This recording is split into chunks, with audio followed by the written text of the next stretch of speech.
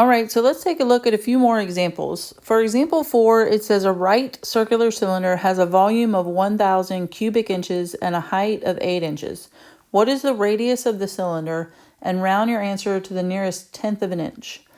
So you could draw this figure if you want to and label everything, but you really just need the formula for a cylinder, which is pi r squared h.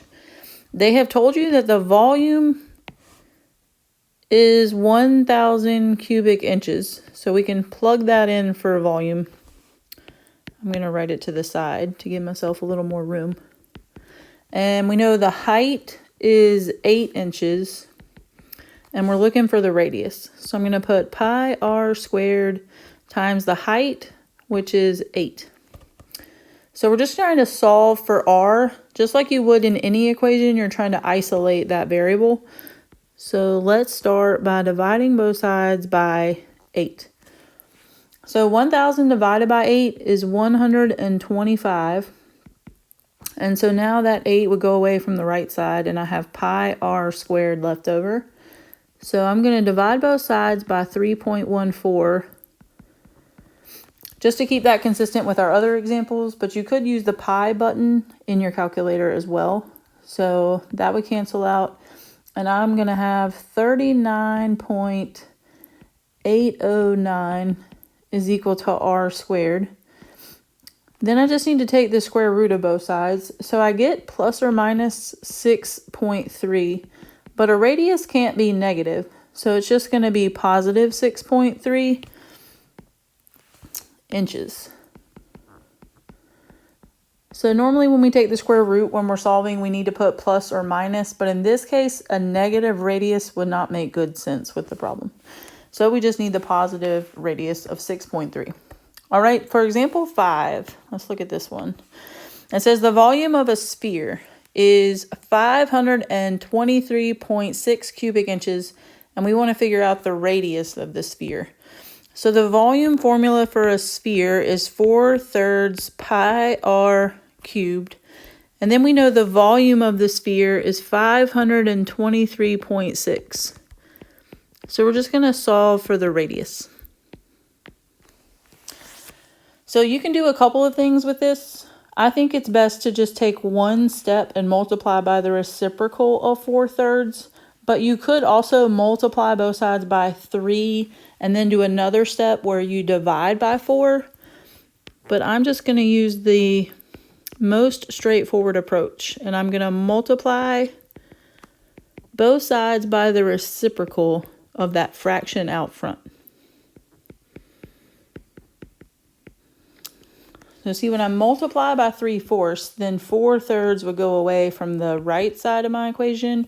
And I have 3/4 times 523.6, which is 392.7. And then I still have pi r cubed on the right. So I'm going to go ahead and divide by pi, which I'm using in these examples as 3.14.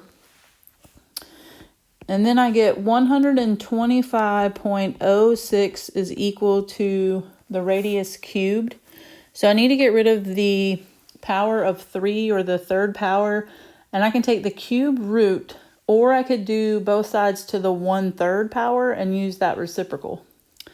I'm going to choose in this case to do the cube root of 125.06. And that cancels out the cube for the radius cubed. So the cube root and the cube cancel out.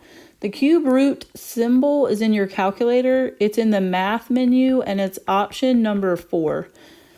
So then I get 5 approximately. So I'll say 5.0 or 5 inches is my radius. So we're done with number 5. Let's take a look at one more type of example. This one says the volume of a rectangular prism. Remember, that's like a fancy term for a box. Rectangular prism is represented by the expression x cubed minus 2x squared minus 20x minus 24. If the length is x minus 6 and the height and width are equal, what is the width of the prism? So let's set this up. We got the volume of a prism, which is always the area of the base times the height. But for a rectangular prism, the area of the base is just length times width. So we could say length times width times height would mean the same thing. And then they're giving us the length, which is x minus 6 in the problem. And we're trying to figure out the width, and they told us that those are actually the same. And they gave us the volume is this polynomial x cubed minus 2x squared minus 20x minus 24.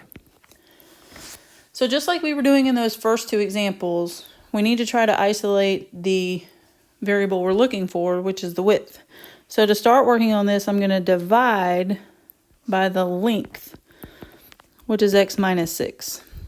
But to divide a polynomial by a binomial, we would have to use long division or synthetic division. And I would think synthetic division is going to be much quicker and easier to accomplish. So I'm going to put a 6 in my box to the left, and I'm going to put the coefficients of the polynomial out to the right of my box. So I have a 1, a -2, a -20, and a -24.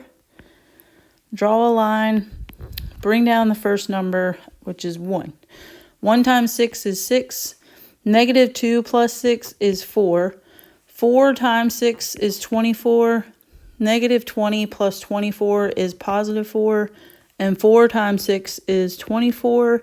And as we know from synthetic division, that should come out evenly because we know that x minus 6 is indeed the length. It should be a factor of this polynomial and come out evenly. Then we can add back in our variables. So we started with x cubed in our polynomial, but we divided so it got smaller. So now we have x squared plus 4x plus 4 left over. But if you look back in your problem, that is the width times the height. So it's not yet just the width of the prism, which is what we're looking for. So we would need to factor out x squared plus 4x plus 4. And so you have to figure out what will multiply to give you 4 and add to give you the 4 in the middle, which is just x plus 2 and x plus 2 for our factors. And so it doesn't really matter which one of those, since they're the same. We would just say x plus 2 is the width of this prism. All right, so that's it for our extra examples. Thank you for listening.